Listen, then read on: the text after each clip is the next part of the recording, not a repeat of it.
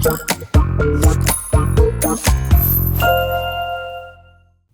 байцгаана уу интернетийн технологийн орхооднуудаа. Хаврын улирал бол технологийн салбар, технологийн хөгжүүлэгчдийн дунд хамгийн гоё өдрүүд байдаг. Яагаад вэ гэхээр томоохон компаниуд өөрсдийнхөө хөгжүүлэгчдэд зориулсан арга хэмжээнүүдэд зохион байгуулдаг. Уламжлалтай энэ 7 хоногт Google-ийн Android Show болон Google I/O арга хэмжээ бол зохион байгуулагдлаа. Тэгэхээр Android үдлээ систем, Gemini хэрхэн яаж шинжлэгдсэн талаар бид нар ярихаас гадна SpaceX компани түүхэнд хамгийн өндөр үнэлгээтэй IPO-ыг хийх гэж байна. Тэгэхээр SpaceX иргэн тойрондолоо автомашины салбарт болж байгаа хамгийн сонирхолтой мэдээллийг та бүхэн өргөх олноо. Өдрийн мэндийг хүргэе Амка.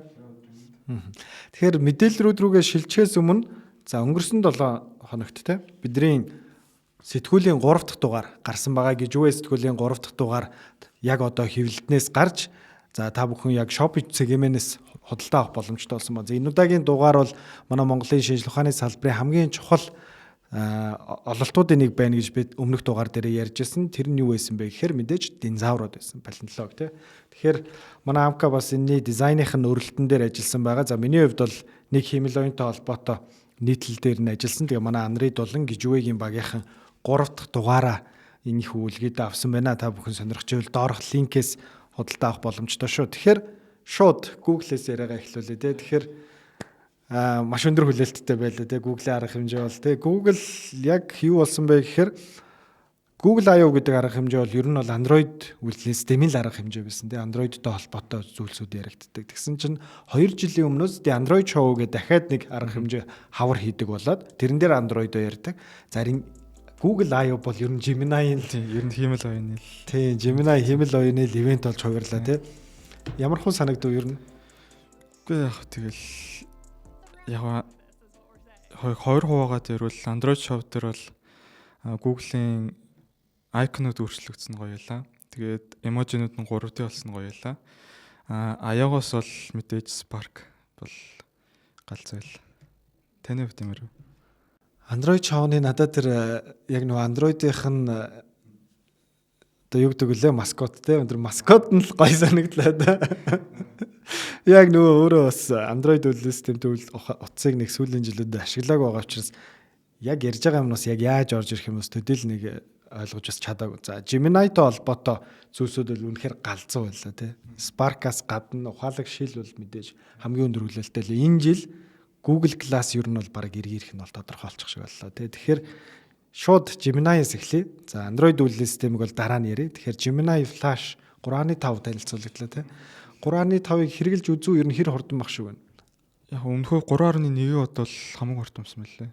3.1-ч ингээд промпт өгчөнгөө жоохон боддог гэсэн шүү дээ. Энэ бол Flash болохоор 3.5 Flash болохоор ер нь бол ямар ч юугүйгээр дилейгүйгээр шууд гаргаж өгч лээ. Ер нь яг л нөгөө хайлт систем ашигладаг шиг те. Дараа ашиглаж байгаа юм шиг. Google-с юм яаж байгаа юм шиг л тийм артан болцсон байлаа. Харин тий одоо яг өөрсдийнх нь танилцуулгаар болохоор за яг одоогийн тэргүүлэх хиймэл оюуны загварууд буюу GPT 5.5 гэдэг ч юм уу те. За Cloud-ийн 3.7 гэдэг ч юм уу тэдэртэй харьцуулбал бол 4 дахин хурдан гэж байна. Өмнөхөөсөө бас 3-аас 4 дахин хурдан буюу. Тэгэхээр би яг бодит туршлаган дээрээ бас яг ашиглаж үзэж байгаа. Тэгэхээр ер нь хурд нь бол айгүй сайн болсон мэдгэжлээ. Хэл найруулга зүүн ер нь ямар хуулсан юм шиг санагдсан. Тэрэн дээр нэх ялгаа харагдав надад бол. Яг Монгол дээр бага юм байдаг болохоор тэр бас нэг сайн мэддэг. Үсгийн фонт нь солигдсон байл шүү дээ. Тийм үү? Би анзаараагүй юм шүү дээ. Вау. Тэгээ яг солигдсон гэдэг нь ер нь нэг жоох нөгөө нэг мөр хоорондын зай. Тэгээ үсгийнх нь фонтны хэмжээ эдэр ер нь жоох өөрчлөгдсөн байл.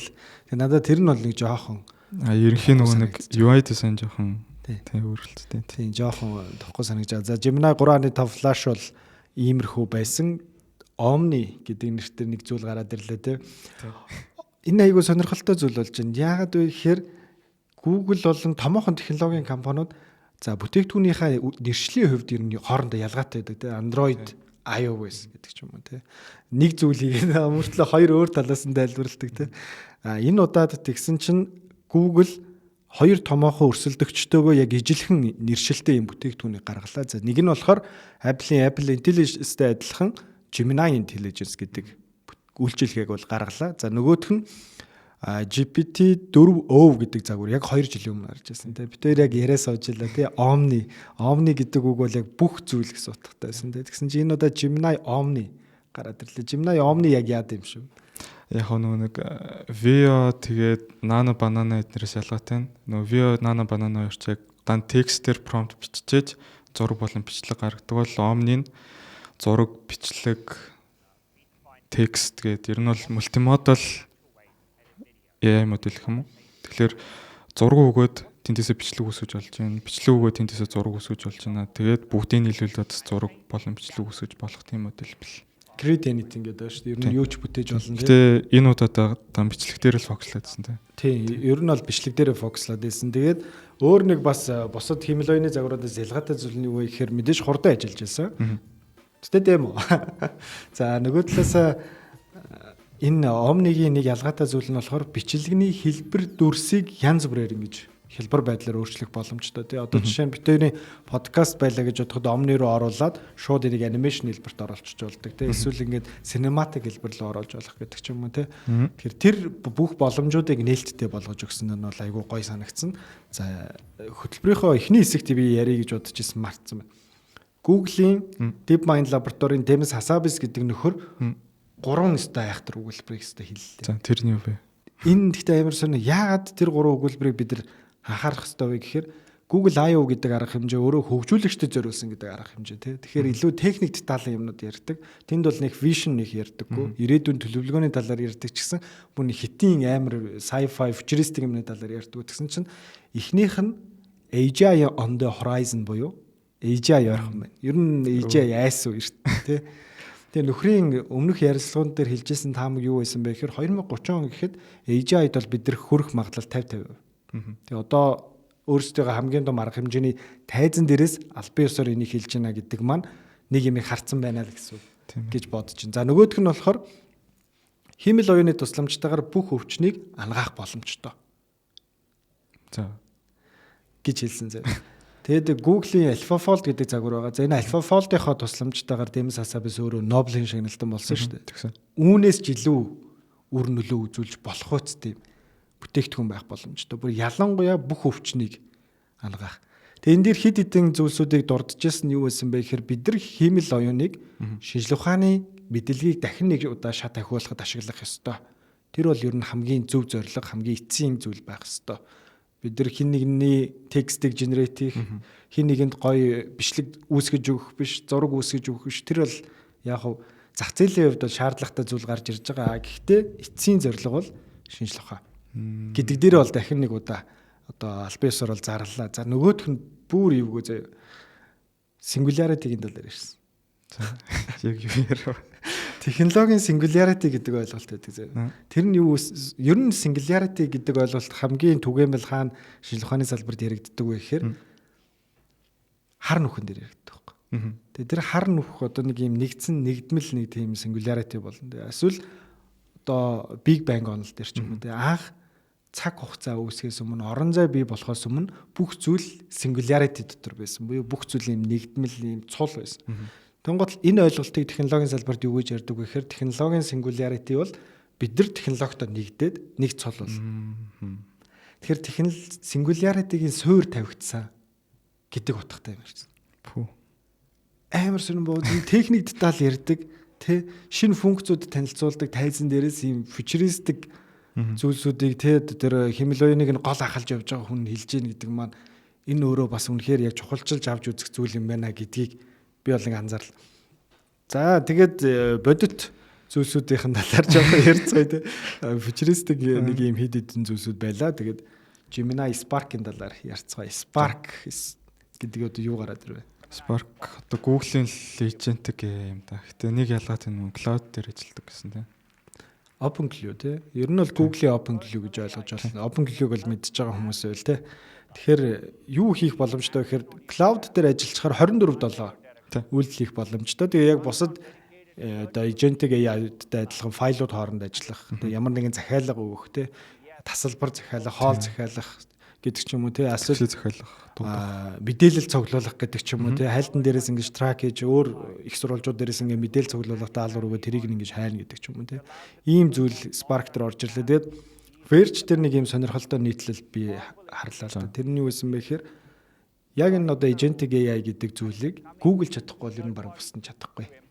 Яагаад Гэдэг нэг юм агуулга та. Тэгэхээр яагаад тэгэхээр за OpenAI бодоод үзье. ChatGPT-гээс өөр том экосистем байна уу? байхгүй. За cloud-ыг бодоод алж байгаа. Cloud-ыг хүн болгоно л ярьж байна тий. Амтаа болгоно л одоо бараг cloud-ийн мастер болсон юм шиг байна. Гэхдээ cloud-д яг тэр орчноос нь өөр экосистем ахаа байгаа. Байхгүй. За Apple AI байхгүй. Экосистем байгаа шүү дээ. Тэнгуут л Google-д хоёуланд ноод байгаа. Маш том экосистем нь. Ялангуяа интернетэд суурилсан асар том экосистем. Тийм. Тэгэхээр энэ экосистемийг удирдах байгаа хэн нэгэн ажилуулж чадахгүй бол өөр хэн ажилуулах юм бэ? Ер нь бол Бас тийм ээ. тий, ер нь бол тийм. Тэгээ Spark одоогийн байдлаар бол Монголд бол хараахан нээлттэй болоогүй байгаа. Америк нэгдсэн улсад бол нээлттэй болж байгаа. Тэгээд хэрэгжилж үзээд дараагийн гоё туршлагануудаа ярьцгаая.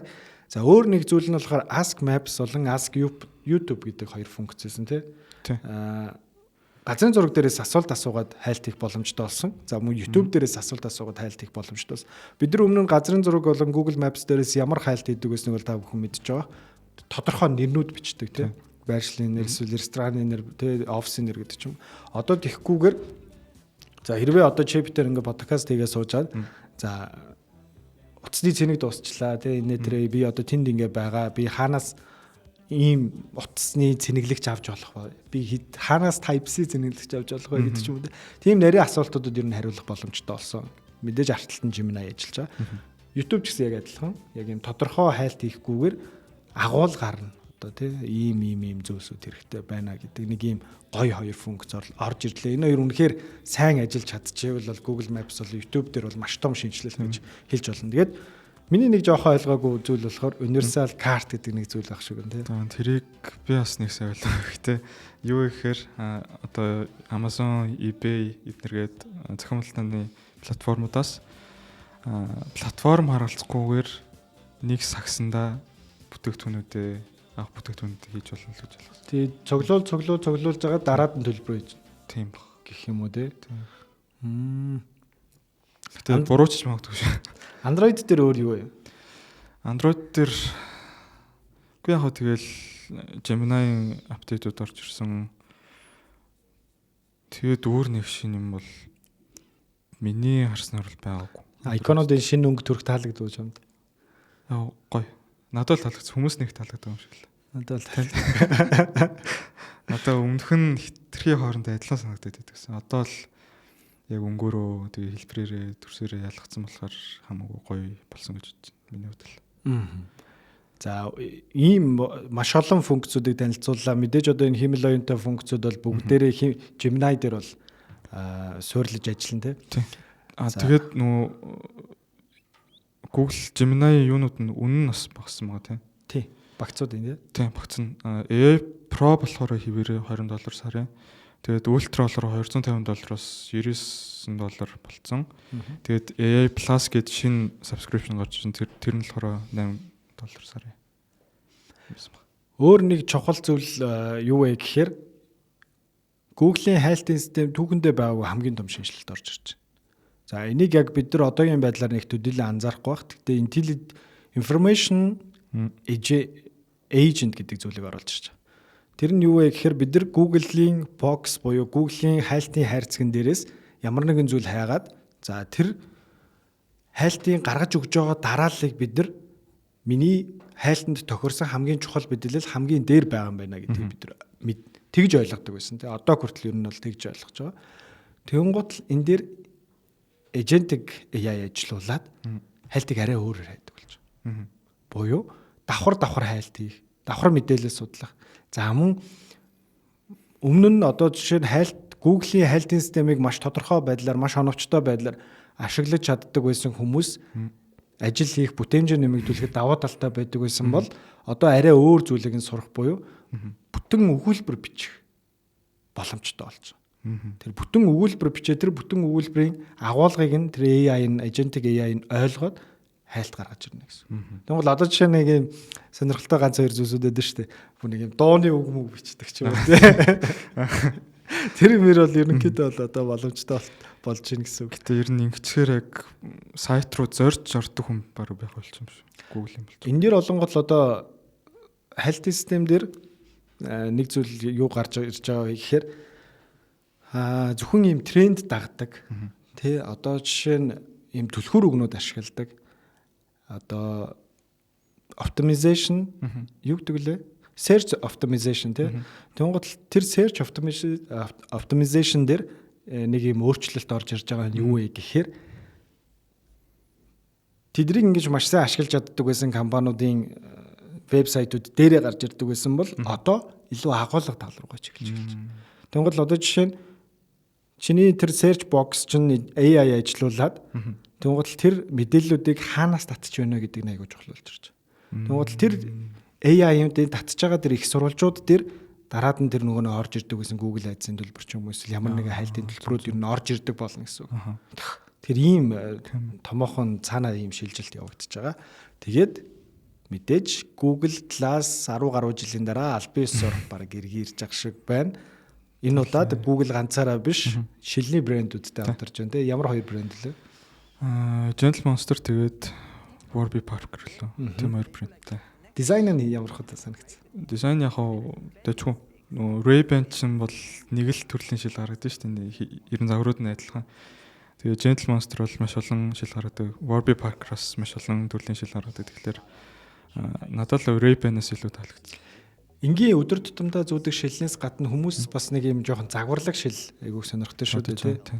Тэнгуут л ялангуяа залуус тохирсон. Тэнгуут л одоо Ray-Ban-ийн шилнүүд надаа Ray-Ban Meta 2-ын хийж байгаа ухаалаг шил болгонгод нэг л дизайнтай учраас нэг жоохон уйтгартай юм шиг санагдсан. Тэгээ сүүлд бас нэг хэд хэд спортын хэм маягнууд оролж ирсэн тий. Тэнгуут л одоо энэ дээр олонгууд л илүү жоохон дэгжин бол байна. Өдөр тутамдаа ашиглах боломжтой дизайн байна гэдэг ч юм уу тий. Ялангуяа тэр Gentle Monster-тэй хийж байгаа дизайны ухаалаг шил бол үнэхээр дизайны хувьд бол үнэхээр гайхалтай санагдсан. Тэгэд энэ дээр болохоор шинэ функц бараг төдийлөн танилцуулагдсангүй. Өнгөрсөн жил бол одоо яг Google Maps-ыг ашиглаад ямар нэгэн байршил олох боломжтой болсон, асуулт асуух боломжтой болсон гэдэг ч юм уу. Тэгэхээр энэ дээр яг флаш дээр ороод ирэхээр ер нь бол айгүй гоё ажилтдаг болж байна. Тэгээ Samsung-тай хамтарч хийж байгаа. Тэгээд нөгөө юун дээр ихтгэлтээр болохоор энэ хоёрыг танилцуулсан шилнүүдээ Audio Glass гэж байна лээ. Тэгэхээр бас нөгөө Ray-Ban display шиг бас дэлгэцтэй шил бас гарах гэж бодож байна. Яванда тий. Apple-ийн шил бол баг энэ намар гарахгүй юм шиг үлээ. Тэгээ Apple-ийн энэ жилийн одоо намрын One More Thing нь бол юу байх нь? Ухаалаг шил биш. Эффектдэг дэлгэцтэй iPhone байх нь. За ухаалаг шил бол 1-2 жилийн дараа ер нь бол Apple дээр орж ирж магадгүй юм шиг байна.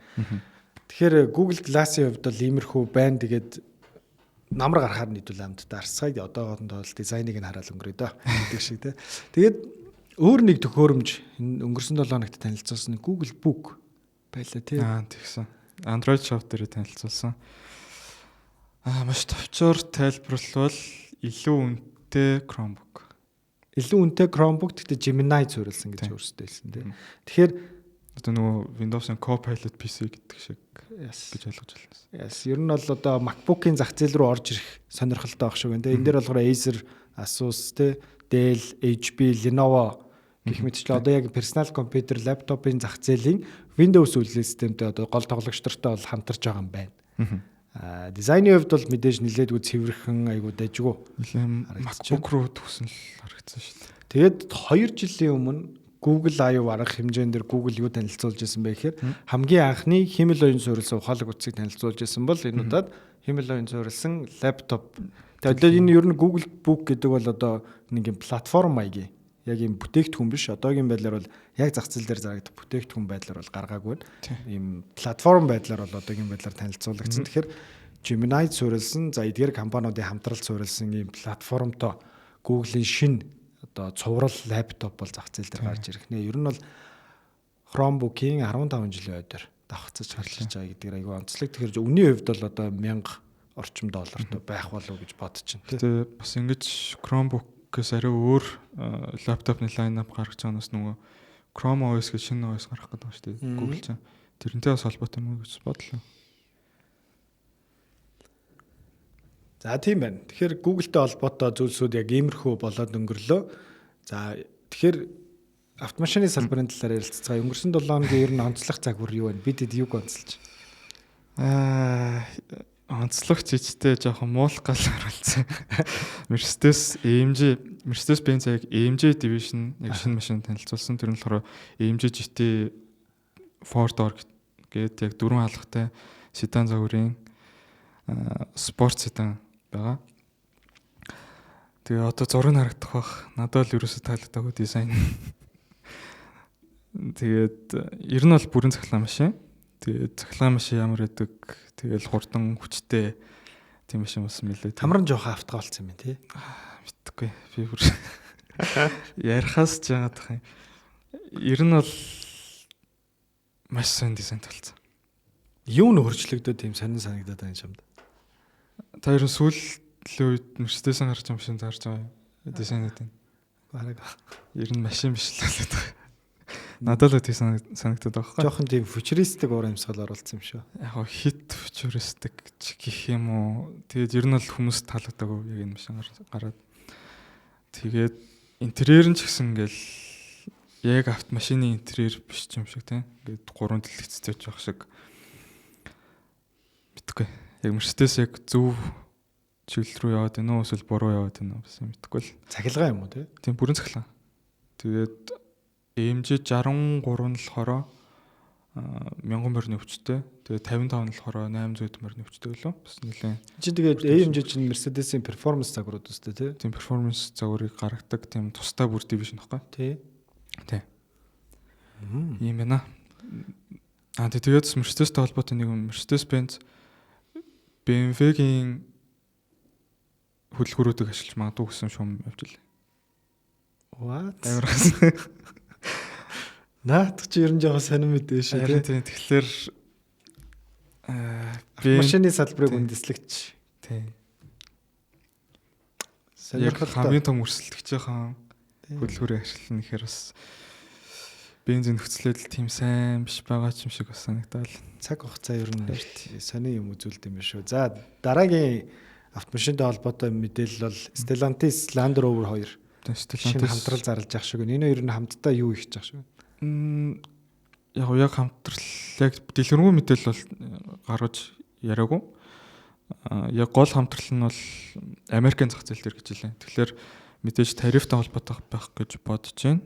Тэгээд ягаад Stellantis-тай хамтарч байгаа гэхээр Stellantis чинь Франц тэгээд юу хоёрын Америк хоёрын ийм нийлсэн том групп корпорац.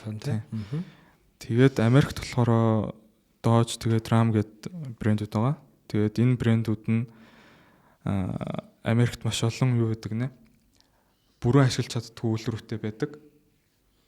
Тэгээд яг энэ хамтрлаараа Land Rover болон Jaguar яг тэр үйлрүүдийг ашиглах гэж байгаа юм уу гэж ойлгосон. Миний хувьд л. Тэгээд нүдэн шлээ. Арчгүй юм шин. Амар хараа шин. Арчмарчээ дэлчихгүй. За. Тэгээд гол нь нэг Land Rover чинь яг Америкт үйлдвэргүй байт юм байна. Тэгэхээр тэр үйлдвэрүүдийг л ашиглаж байгаа гэж ойлгосон. Байна. За ер нь бол чимээгүй байсан байна тий. Автомашины салбарт бол одоо ер нь бол технологийн салбарын гол арга хэмжээнүүд болоод за үүний дараачаар 7-8 сард за Ampeg-д болтол хүртэл ер нь бол технологийн салбарын нам гүмхэн байдаг тий. Намралтын байдлаар шилждэг гэж хэлж болно. За дараагийн ярих зүйл бол Instagram дээр нэг шинэ функц орж ирснийг бол та бүгд харсан бах. Instance гэдэг нэртэй шинэ функц орж ирж байна. Чамд ямар хөө санагдав? Би одоогоор ашиглаж үзсэн. Гэтэ хүмүүсийн оруулж байгаа зургнуудыг л харсан. Үзэж байгаа. Тааруулж үзсэн. Оруулж үзээгүй.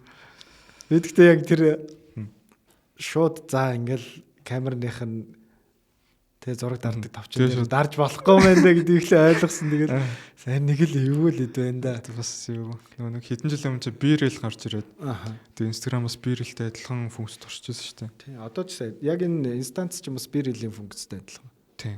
Тий. Тэгэхээр яг бирэлийг дахиж авчрах гэдэг нь бол гэж бодлоо.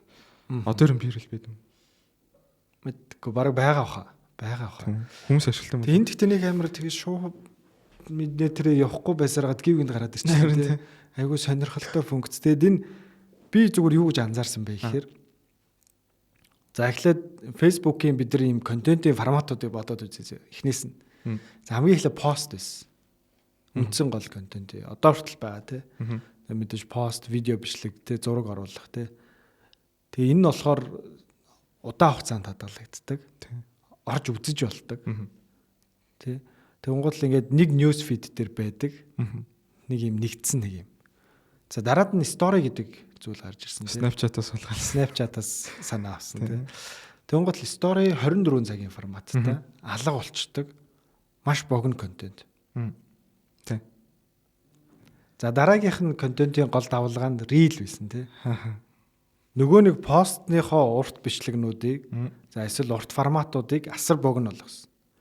Тэгээ одоо жишээ нь ингээд хүний анхаарал татах секунд 3 секунд гэж ярьдаг байсан бол одоо маркетингийнхэн баг анхаарал татах секундыг 2 секунд гэж ярьдаг болсон байсан үл тээ. 2 секундын дотор чи анхаарлаа татчих чадахгүй бол хүн скролтол явуулчихдаг.